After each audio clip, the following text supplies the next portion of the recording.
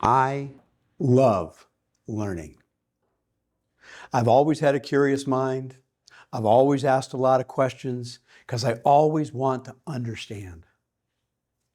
And I've lived an entire life focused on learning and priding myself on my learning. However, I came to understand a number of years ago that knowing more does not necessarily equal growing more. And that's what I want to encourage us to think about and to talk about today. What is the line? What is the difference? Is there a difference?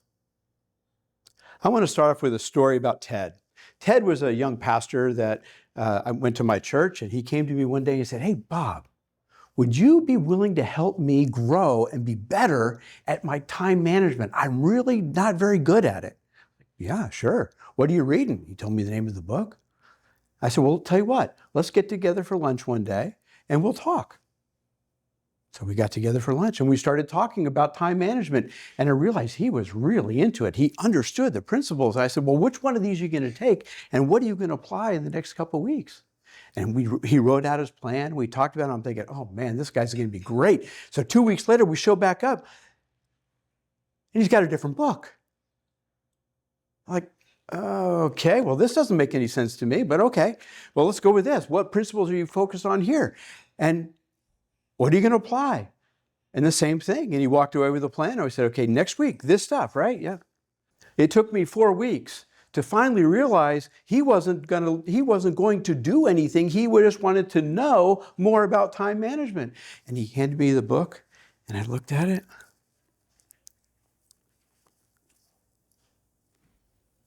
And I said, "Ted, you don't need another book. You need to do one of these. You need to take a model and start to apply it and practice it. And that is the only way you're going to get good at time management." His guys got about that big. He'd never seen me that intense. And it was certainly embarrassing that I threw the book across the restaurant. But I made my point. And I guess that's my point to us. Are we so enamored, particularly in our culture, that we are so enamored with our learning that we're not really looking at how we apply and practice in order to grow? See, in Ted's case, there was no fruit. How do you know if something's growing? There's fruit. It produces something. There weren't even buds. There was nothing. And so I want to go back to the orchard. I want to go back to the imagery of the apple tree and take some lessons that we can apply and practice in terms of how we continue to grow and not be so enamored with the learning. Now, don't get me wrong. I love learning. Learning is important. But if it's only about the learning, you will never grow. And here is lesson number 1 from the orchard. You likely already know enough to start practicing. You can add more and more information, just like more and more fertilizer to the apple tree. But do you know what happens when you put too much fertilizer on an apple tree? It actually stops producing fruit. Back off on your fertilizer and put the energy into bearing fruit. Number 2, don't do it alone. Don't try to grow alone. Don't try to apply and practice alone.